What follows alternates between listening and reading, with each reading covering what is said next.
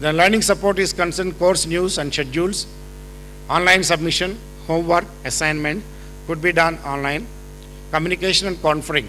When a lecture is given, you should be able to confer and students should be able to interact with the faculty. That kind of programs only, it will be more sustainable in the long run. Communication conferring, not one-way affair. Virtual learning, course delivery, resource and assimilation of knowledge. That is in virtual learning mode. Virtual classroom. Suppose we have of course, IGNOU has implemented virtual classroom. Suppose the lecture is there, the telecasting all over regional centers, and anywhere, if they have a system is there, they can able to access the lecture. That is virtual classrooms, which every university should be able to do virtual classrooms. We in JNT University, Hyderabad, we experimented because remote areas, which are rural areas, shortage of power, so AC doesn't work, power is not available, students are deprived of quality education. The remote location, we can able to access the lectures from the urban area, that will be more useful for them. That's why virtual classroom, we need to put into every place so that students will be able to learn much better. Virtual university. So ultimately, virtual university will be replacing the conventional universities. We know conventional universities, lot of politicking. We have, if you go to China, 60,000, 70,000 students in a campus. Indian university, 3,000 students always fight, isn't it? Fighting among faculty, fighting among students. Difficult to manage 3,000 strength. But bigger universities like USA, 30,000, 40,000, big campuses, without any problem. You don't see anybody on the roads. So we need to have ultimately because our system will require to change over to virtual university. Of course, certain advantages are there, virtual university. Creation of teaching material. That means studio, resources and course development team is required for this. Delivery mechanism, video conferencing, web conferencing, EduSat, video streaming, media, web-based system. These are the resources required for delivery mechanism. And certification is concerned web-based certification system. And management is concerned virtual university management system we need to establish. Feedback is concerned web-based input feedback form. So feedback obtained also web-based.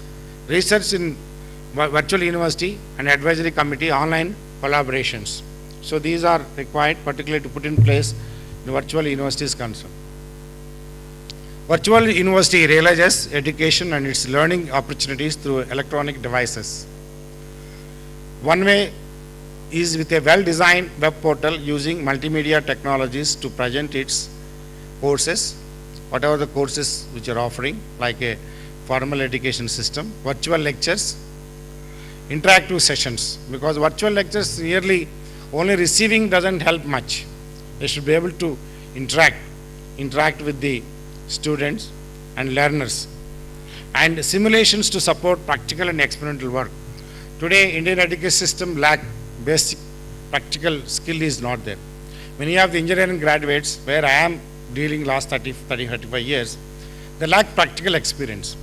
So theoretically they are good, excellent. Indian students are very good in theoretical knowledge. But when they go to practice, they don't put hands, isn't it? Always they want to lie on the bed and learn. It doesn't happen. So practical knowledge is most important. The only difference between American universities and Indian universities is that more practical component is introduced in American system, European system. Indian student, because professor doesn't go to lab in Indian system. He only teaches in the classroom, goes away. Only lab assistant, teaching assistant, they go to lab. They are only teaching the student. But American university go, professor will sit with the student and make them to learn. That's the difference it makes. So practical knowledge is most important. If any engineering graduate ask him today, what are the engineering components in a car, he won't be able to tell.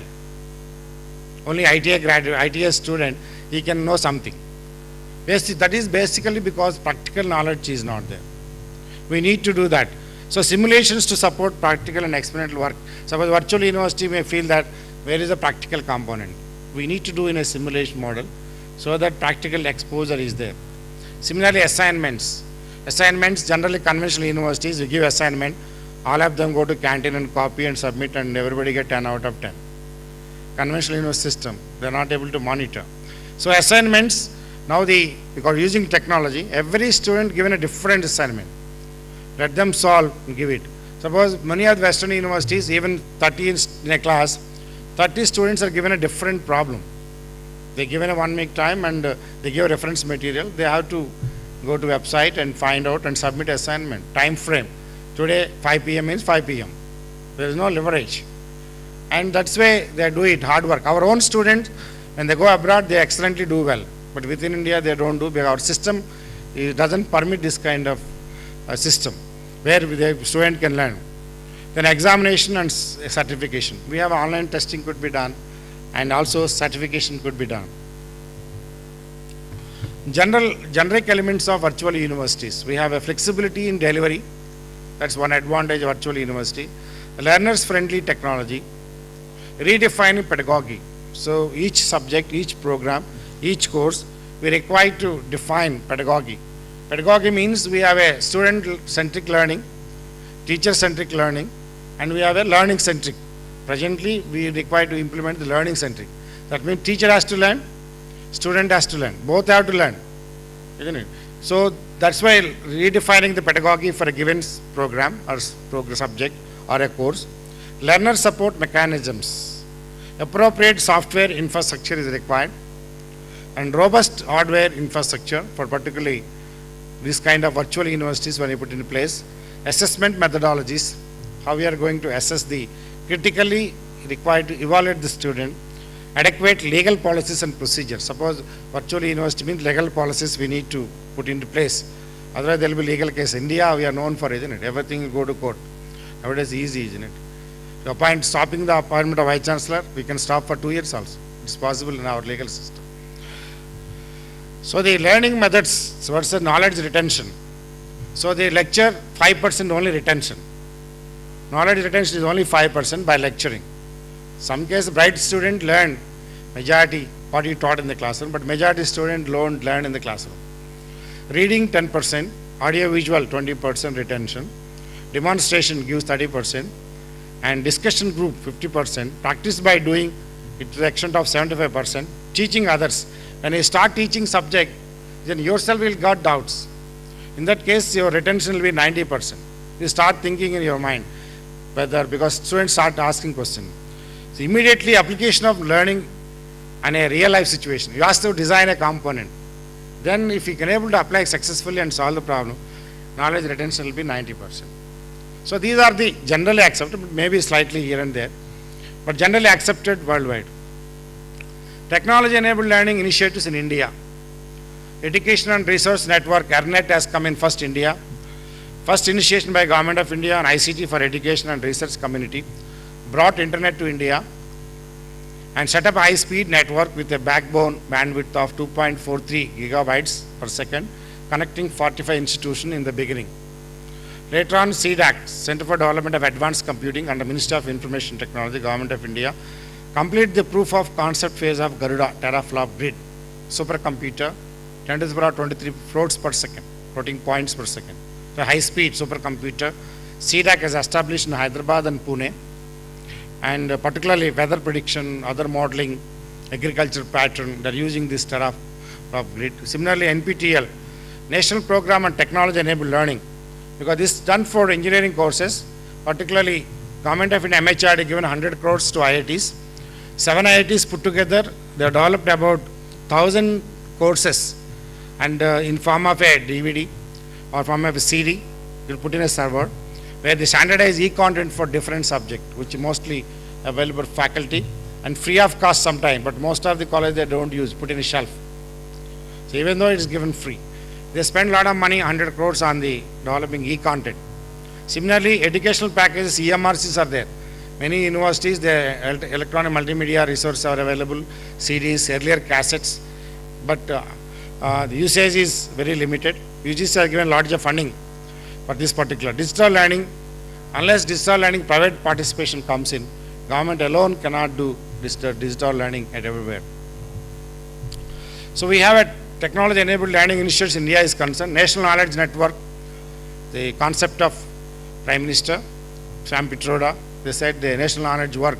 Ultimately, they want to connect with 5,000 nodes, all in universities, R&D laboratories, many institutions, should be network.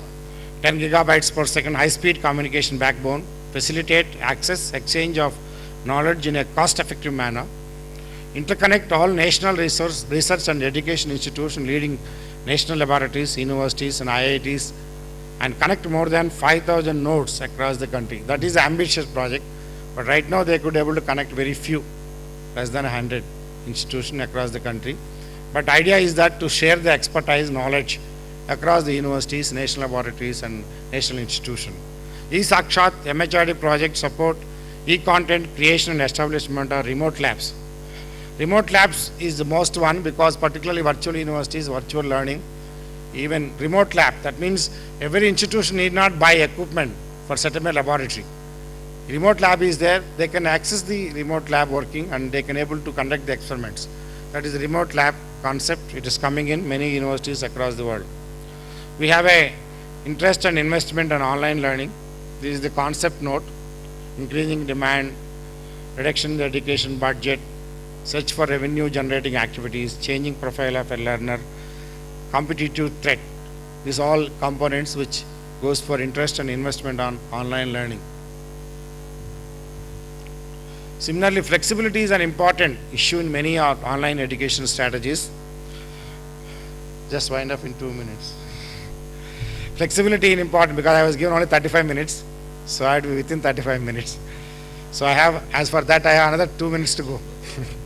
Flexibility is an important issue in many online education strategies. We have a content, we have a time, we have a space, we have a pace, and a medium access. These are generally in a online learning pace where we need to run. Pace means self-paced learning methodology. Some students are fast learners, some students are slow learners, self-paced on their own absorption capacity, so they take the time. Similarly, space where available for them, time constraint, and medium, what kind of medium they are using for learning. Access means we have make available for them the content. Nowadays, content is put in a tablets. Tablets are coming in either laptop or tablet or iPad. You put entire content of the course and make available to student because tablets are available nowadays even 1,500 rupees. So sometimes many institutions, universities, the student travel 1.5 hours by bus.